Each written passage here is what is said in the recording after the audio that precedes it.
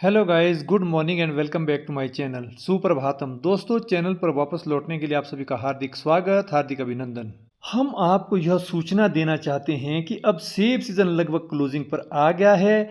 अब ब्लॉग के कंटेंट यानी विषय वस्तु को लेकर हम हिमाचल की संस्कृति, हिमाचल की हेरिटेज बिल्डिंग इत्यादि को लेकर नाना प्रकार के कंटेंट आप लोगों के समक्ष अपने चैनल पर लाएंगे। और आपको बताना होगा कि हमारा जो ये नया आने वाला कंटेंट है ये आपको कैसा लगता है, अच्छा लगता है या बुरा लगता है। आप कमेंट बॉक्स में अपना कमेंट ज़रूर देना। यहाँ यह भी बता देना आवश्यक बन पाता है कि हमारे मंडी जाते जाते सेब का एक ट्रक मैकेनिकल फॉल्ट के कारण आधे रास्ते में रुक गया था। आधे रास्ते मतलब कम से कम समुद्र तल से 7,000 7,500 फीट की ऊंचाई पर रुक गया था, खराब हो गया था। पूरी रात भर हम परेशान होते रहे लेकिन हमें कोई चारा नहीं मिला उसको आगे ले जाने का। फिर नेक्स्ट डे हमने नया ट्रक हायर करके उससे सारा एप्पल उधर शिफ्ट कर दिया और ट्रांसशिपमेंट के ज़रिए हमने वो एप्पल नेक्स्ट डे पिंजौर मंडी में पहुंचाया। लेकिन एप्पल फ्रूट थोड़ा स्टेल हो गया था जिसके चलते हमें वो भाव नहीं मिल पाए जो हमारी एक्सपेक्टेशन थी, क्योंकि उस वक्त मंडी लगभग 1700-1800 रुपये प्रति बॉक्स की थी। लेकिन हमारा एप्पल 1100 से लेकर 600 रुपये तक ही बिक पाया, जो कि बहुत ही न्यूनतम मूल्य वाला था। आइए अब आपको भी उस जगह ले चलते हैं जहां ट्रांसशिपमेंट का दौर चल रहा है। देखिए ना दोस्तों, नियति भी क्या होती है।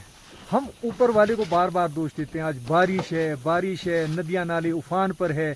लेकिन जब आदमी अपने हाथों से की हुई करतूत को भी कुछ सिरे नहीं चढ़ा पाता है तो उसका परिणाम ये होता है कि हमने ये जो व्हीकल हायर किया था ये रास्ते में ख़राब हो गया है। ख़राब व्हीकल के चलते अब हमें दूसरी गाड़ी में अपना ये सारा एप्पल ट्रांसशिपमेंट करनी पड़ रही है। हम एक दिन मार्केट जाने के लिए लेट हो गए हैं। इसकी फ्रेशनेस तो ख़त्म नहीं हुई है। ये बिल्कुल एकदम कम से कम 7,500 फीट की हाइट पर ये हमारा व्हीकल ख़राब हो गया था। जिस ट्रक में हमने पहले लोड किया था ये है पप्पी। ये ड्राइव कर रहे थे, इनका रात को 12 बजे फ़ोन आया कि मेरा व्हीकल ख़राब हो गया है, अब क्या करें कैसे करें। रात को हम कुछ ना कर पाएँ। अब हम डे लाइट में आए हैं। डे लाइट में अब हमने शबीरुद्दीन का व्हीकल, वो शबीरुद्दीन पीछे वो इनका व्हीकल लिया है। तो अब देखते हैं कि ये हमें कब पिंजौर जाएगा। पिंजौर मार्केट ही ये माल, देखते हैं पिंजौर में ये कब पहुंचाते हैं और किस रेट बिकता है। तो जैसा कि हम जिक्र कर ही रहे थे कि हमारी गाड़ी रात को ख़राब हो गई थी, इसका कुछ हिस्सा खुल गया था। जो गाड़ी ख़राब हुई है वो है मामू सैन। ये देखिए मामू सैन मुस्कुरा रहे हैं कि गाड़ी ख़राब हुई। ख़राब होने के बावजूद इनकी बहुत बड़ी क्षति होती है, बहुत बड़ा नुकसान होता है। ड्यूरिंग सीजन अगर कुछ इस तरह की अनहोनी हो जाए तो ट्रांसपोर्टर को भी कहीं ना कहीं दिक्कत आती है। अब जो प्रसन्न होने वाले हैं वो है ये शबीरुद्दीन। अब इनकी गाड़ी में हमारे माल पलटी होकर के जा रहा है। अब शबीरुद्दीन को हमने बताया है कि भाई हमारा माल पिंजौर मार्केट में कल सुबह जाना चाहिए, अभी जल्दी मत करना, क्योंकि आगे गर्म इलाके आ रहे हैं। गर्म इलाकों में तरपाल के नीचे रखा माल कहीं ना कहीं कुछ ना कुछ उसमें प्रॉब्लम्स आ जाती है। इसलिए ठंडे ठंडे में रुक करके रात के समय में ट्रैवलिंग शुरू करना, और ताकि सुबह के टाइम 5 बजे हमारा माल पिंजौर मंडी में पहुंच जाए। ये दोनों, एक ट्रांसशिपमेंट करने वाला एक करवाने वाला हमारे साथ है। और रात के ड्राइवर थे ये है पप्पी मकसूद। तो इन्होंने रात को ड्राइव किया था। हालांकि यहाँ तक पहुँचते पहुँचते इनको ज़्यादा टाइम नहीं लगा, बट जब मशीनरी धोखा दे जाती है तो इंसान के हाथ खड़े हो जाते हैं। देर रात यानी 12 बजे रात को हम कोई भी बंदोबस्त ना कर पाए, जिसके चलते आज हमारे को सारी व्यवस्था करनी पड़ गई है।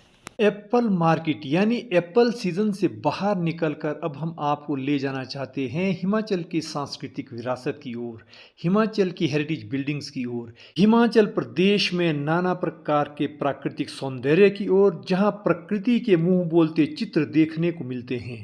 जब भी आप कभी शिमला भ्रमण यानी शिमला टूर पर आते हैं तो इन हेरिटेज बिल्डिंग्स को देखना ना भूलिए। यह हिमाचल प्रदेश की ही नहीं बल्कि समूचे देश की एक बहुमूल्य सांस्कृतिक धरोहर है। इसके साथ साथ शिमला शहर की बहुत ही सुंदर प्राकृतिक सैरगाहों को देखना भी ना भूलिए। शिमला शहर के पश्चिम छोर में ब्रिटिश जमाने का बना यह आलीशान भवन पीटर हॉफ के नाम से जाना जाता है। इस हेरिटेज बिल्डिंग में वर्तमान में हिमाचल प्रदेश टूरिज्म कॉरपोरेशन का होटल चल रहा है, जिसमें हिमाचल प्रदेश आने पर खासकर शिमला शहर में आने पर देश व विदेश की बड़ी बड़ी हस्तियां ठहरने के लिए, रुकने के लिए आती है। आइए हम आपको ले चले पीटरहॉफ की तरफ। इसमें क्या क्या है हम आपको सारी बातें बताने वाले हैं। पीटरहॉफ के मेन एंट्रेंस गेट के इर्द गिर्द बनी सुंदर सुंदर गैलरीज और खुले रास्तों का नज़ारा देखते ही बनता है, जिसकी ओर सैलानी बरबस खींचे चले आते हैं। यहाँ से प्रकृति के नाना प्रकार के भूदृश्य देखने को मिलते हैं। इसके सामने एक बहुत खुला मैदान है, बहुत खुला ग्राउंड है, लेकिन उसमें आज एक सरकारी कार्यक्रम चल रहा है, जिसके चलते हम आपको वो ग्राउंड नहीं दिखा पाएंगे। लेकिन जो कार्यक्रम उसके भीतर चल रहा है उसकी थोड़ी बहुत ही झलकियाँ आपको अवश्य दिखाने वाले हैं। अगर हम पीटरहॉफ की हिस्ट्री पर जाएं तो हमें हिस्ट्री से ज्ञात होता है कि पीटरहॉफ पहले राजा सिरमौर की एक प्रॉपर्टी रही है। जब से ब्रिटिश इंडिया गवर्नमेंट कलकत्ता से शिमला स्थानांतरित हुई थी तो सबसे पहले उनका हेड ऑफिस पीटरहॉफ में खुला था। सन 1964 से 1988 तक पीटरहॉफ में ब्रिटिश इंडिया गवर्नमेंट का ऑफिस चलते रहे। उसके पश्चात ये वाइस लीगर लॉज, जिसे Indian institute of advance studies के नाम से आज जाना जाता है, वहां ब्रिटिश इंडिया गवर्नमेंट के ऑफिस शिफ्ट हो गए थे। ये है पीटरहॉफ का दरबार हॉल। रियासती टाइम में बना यह दरबार हॉल आज भी उसी स्थिति में है जैसा पुराने समय में था। लेकिन यहाँ एक हैरान कर देने वाली बात, चौंका देने वाली बात यह है कि इस पीटरहॉफ में 35 कमरों का ठहरने का बंदोबस्त होता था। जो बाहर से टूरिस्ट आते थे, आलीशान कमरे थे, लेकिन आज उनमें से 10 कमरे डेंजर डिक्लेयर करके वो बहुत ही विक्षिप्त हो चुके हैं। उसमें ठहरने लायक व्यवस्था नहीं है। उस व्यवस्था को आज दुरुस्त किया जाना बहुत ज़रूरी है। अगर हिमाचल प्रदेश टूरिज्म को ग्रो करना है तो हमें पीटरहॉफ की तरफ भी ध्यान देना होगा। 35 में से 10 कमरे वैसे निकल गए, पीछे 25 कमरे रहते हैं। 25 कमरों में से भी 10 कमरों में रेनोवेशन का काम चल रहा है। जो रेनोवेशन हो रही है उससे भी अभी तक टूरिज्म कॉर्पोरेशन को कोई रेवेन्यू नहीं आ रहा है। अगर ऐसी ही परिस्थितियां रही तो टूरिज्म हिमाचल प्रदेश में सरकार को जो रेवेन्यू मिलना था उससे कहीं ना कहीं सरकार भी वंचित हो जाएगी और सरकार को इसका डेफिसिट झेलना पड़ेगा। आप बाकी इसकी वुडन नक्काशी देखिए और इसमें किस तरह का पीओपी कार्य हुआ है। ये वही ज़माने का कार्य हुआ है जो ब्रिटिश इंडिया गवर्नमेंट के ज़माने का है, लेकिन आज भी इसको मेंटेन करने की बहुत ज़रूरत है। अगर ये मेंटेन ना हुआ तो इससे कहीं ना कहीं हमारे प्रदेश की बहुत बड़ी संपत्ति को गहरा आघात पहुंचने वाला है। हमारी संपत्ति क्षत विक्षत होती दिखती पड़ेगी, जिससे हमारा एक जो हेरिटेज बिल्डिंग है वो भी खत्म हो जाएगी और हमें टूरिज्म पॉइंट ऑफ व्यू से भी कहीं ना कहीं बहुत बड़ा आघात पहुंचने वाला है। अब दूसरे एंगल से भी दरबार हॉल का एक नज़ारा देख ही लीजिए। किस तरह से एक आलीशान ढंग से इसमें चेयर सजाई गई है और किस तरह से एक मंच की व्यवस्था की गई है। इसी दरबार हॉल में हिमाचल प्रदेश सरकार के बहुत बड़े बड़े कार्यक्रम हुआ करते थे और होते भी रहे हैं और आगे भी शायद होते रहेंगे। बड़े बड़े जितने भी घराने हैं, जितने भी ऑफिसर्स हैं, उनके बच्चों की मैक्सिमम मैरिजेस इसी पीटरहॉफ से हुई है और होती रहती है यहाँ, क्योंकि इससे खुली डुली और इससे बेहतर जगह शिमला में कहीं भी देखने को और ठहरने के लिए नहीं मिल पाती है। बता दें कि पीटरहॉफ में जितनी भी बड़ी बड़ी मैरिजेस होती थी वो इसी दरबार हॉल में हुआ करती थी और यहाँ मैरिज करवाना भी शिमला शहर की एक शान मानी जाती थी, क्योंकि इतना बड़ा बैंक्वेट हॉल और इतने बड़े ठहरने की व्यवस्था शिमला सिटी के अंदर कमोबेश होटल में ही मिल पाती थी। यहाँ का स्तर कम से कम 5 स्टार प्रॉपर्टी जैसा रहता था। आज इस पीटरहॉफ की स्थिति कुछ थोड़ी घटती नजर आ रही है, लेकिन इसमें सुधार किए जाने की गुंजाइश है और हमें इसमें सुधार भी कर लेना चाहिए। पीटरहॉफ का ये पूरा, जिसे हम दरबार हॉल के नाम से जानते हैं, ये हॉल बहुत बड़ा हॉल है। इस हॉल में आज भी सीटिंग कैपेसिटी कम से कम 400 से 500 लोगों तक की है। ये देखिए किस तरह से चेयर्स लगी है, किस तरह से चेयर सजी है और किस तरह से यहाँ एक स्टेज बना है। बड़ी बड़ी कॉन्फ्रेंसेस, मैरिजेस तो होती थी, लेकिन बड़ी बड़ी कॉन्फ्रेंसेस गवर्नमेंट लेवल पर, नेशनल लेवल की कॉन्फ्रेंसेस, स्टेट लेवल की कॉन्फ्रेंसेस भी आमतौर से यही हुआ करती थी। लेकिन अब यह सिलसिला धीरे धीरे घटता जा रहा है, जो स्टेट गवर्नमेंट के लिए कहीं ना कहीं एक घाटे की ओर बहुत बड़ा संकेत देता जा रहा है। आपको पीटरहॉफ का ट्विंस डाइनिंग हॉल भी दिखा ही लेते हैं। ट्विंस का तात्पर्य यह है कि जब भी यहाँ बड़े बड़े फंक्शन होते हैं तो एक आम पब्लिक के लिए डाइनिंग हॉल होता है और दूसरा डाइनिंग हॉल विशेष व्यक्तियों को वीआईपीज़ के लिए या फिर अपने सगे संबंधियों के लिए होता है, जिसमें केवल 15-20 से 30 लोग ही आ पाते हैं, बाकी से ज़्यादा नहीं आ पाते हैं। इसलिए इसको ट्विंस डाइनिंग हॉल कहा जाता है। जो छोटे वाला डाइनिंग हॉल है वो नीचे वाली फ्लोरी में है और जो बड़े वाला डाइनिंग हॉल है वो ऊपर वाली फ्लोरी में है।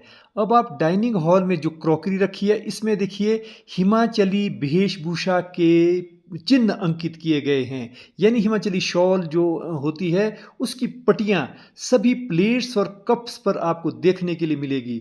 ये वो एरिया है जहां मैरिजेस या किसी भी आयोजन में जब सारे लोग इकट्ठे होते हैं उनको छोड़ करके ये वो एक कमरा है जिसमें विशिष्ट अतिथियों को यानी वीआईपीज़ को खाने की व्यवस्था का एक अच्छा प्रबंध किया जाता है।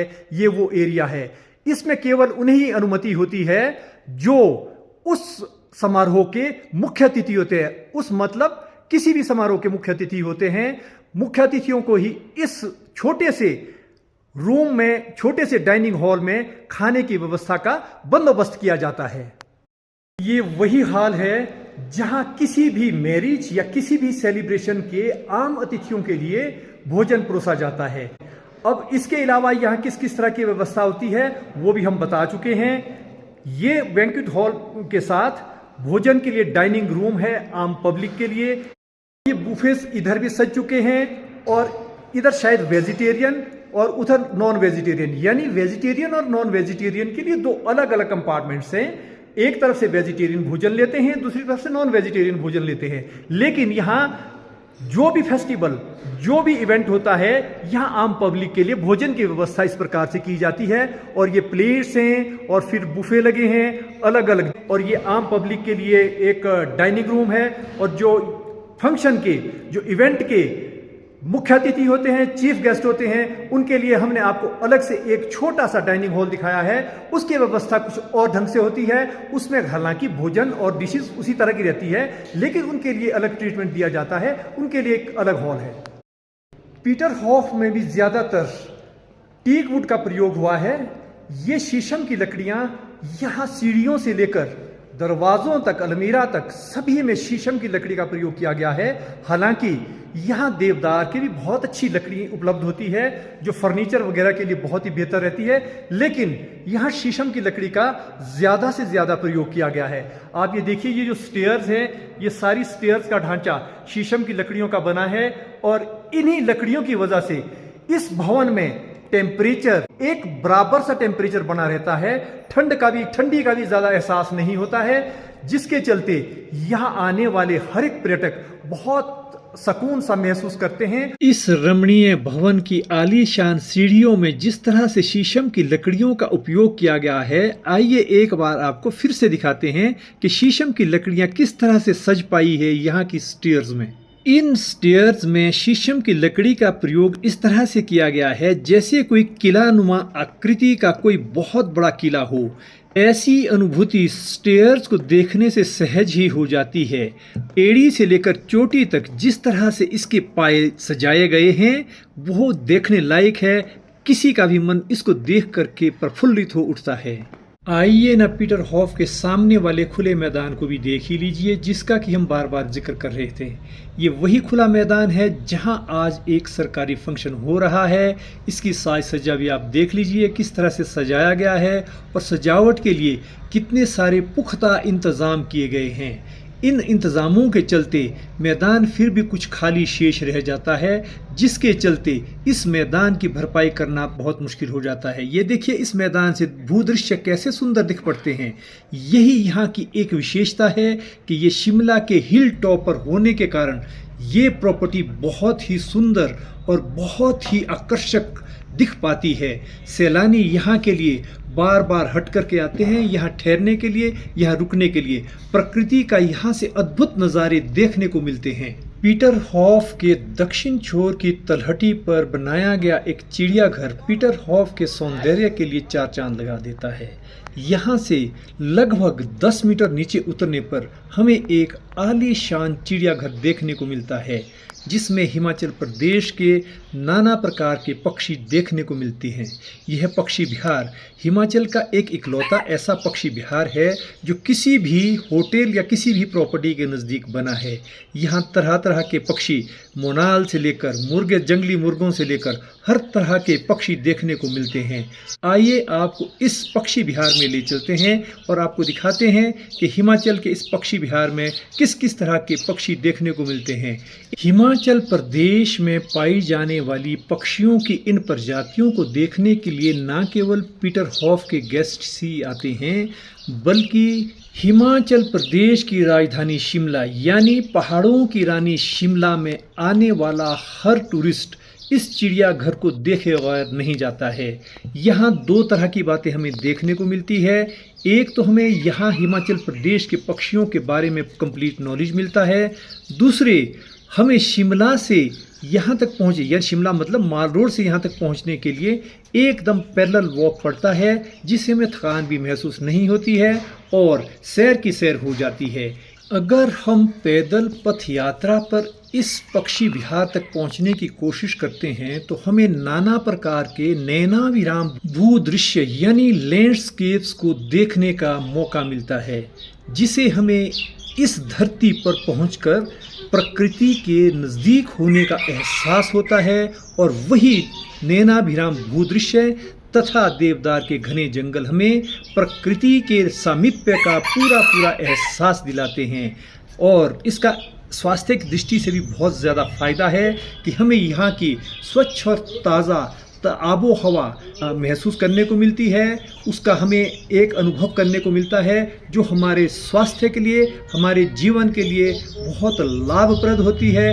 कहीं ना कहीं हमारे फेफड़ों में ताज़ा हवा सर्कुलेट करती है, जिससे हम एकदम तरोताज़ा फ्रेश नज़र आते हैं। इस पक्षी विहार में आपने अनेक प्रकार की पक्षियों की प्रजातियां तो देख ही ली होगी।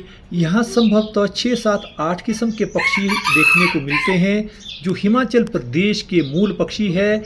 उस पर यहाँ के जो केयर टेकर हैं इस पक्षी विहार के, हम आपसे उनको भी रूबरू करवाते हैं। वो बताएंगे कि यहाँ कितने प्रकार के पक्षी देखने को मिलते हैं, कितने पक्षियों की यहाँ परवरिश हो रही है। ज़रा ख्याल कीजिए आप, जितने भी यहाँ पक्षी है इन सब पक्षियों में से केवल मोर एक ऐसा पक्षी है जो छिप छिप करके जाता है, कभी भी कैमरे के सामने नहीं आता है।